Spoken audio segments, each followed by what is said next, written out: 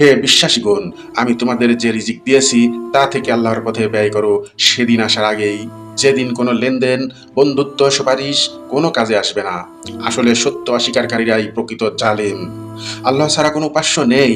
তিনি শাশ্বত চিরঞ্জীব, বিশ্ব প্রকৃতির সর্বসত্তার ধারক। তিনি তন্দ্রা নিদ্রাহীন, সদা সজাগ, মহাকাশ ও পৃথিবীর সব কিছুর মালিক। তার সদয় অনুমতি ছাড়া তার কাছে সুপারিশ করার সাধ্য কারো নেই। দৃশ্যমান বা অদৃশ্য, অতীত বা ভবিষ্যৎ, সৃষ্টির সব কিছুই তিনি জানেন। তিনি যতটুকু জানাবেন এর বাইরে তার জ্ঞানের সীমানা সম্পর্কে ধারণা করা কারো পক্ষেই সম্ভব নয়। তার আসন, তার কর্তৃত্ব পৃথিবী ও নবমণ্ডলের সর্বত্র বিস্তৃত, আর তা সংরক্ষণে তিনি অক্লান্ত। তিনি সর্বোচ্চ সুমহান। ধর্মে কোনো জোর জবরদস্তি নেই। ভ্রান্ত পথ হতে আলোর পথ এখন সুস্পষ্ট।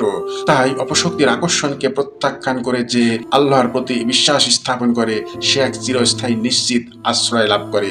নিশ্চয়ই আল্লাহ সব শোনেন, সব জানেন। আল্লাহ বিশ্বাসীগণের অভিভাবক।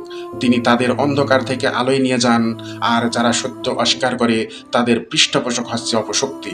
এই অপশক্তি ওদেরকে আলো থেকে অন্ধকারে নিয়ে যায়। ওরাই হবে জাহান্নামের অধিবাসী, সেখানে থাকবে চিরকাল। তুমি কি ওই ব্যক্তির কথা ভেবে দেখনি? আল্লাহ যাকে রাজত্ব দিয়েছিলেন শুধু সে কারণেই সে ইব্রাহিমের সাথে তার প্রতিপালককে নিয়ে বিতর্ক করার সাহস পেয়েছিল।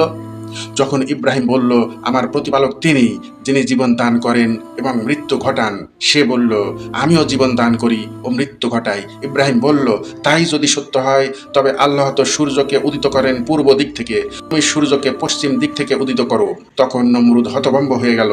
আল্লাহ জালিমকে কখনো সৎ পথ দেখান না।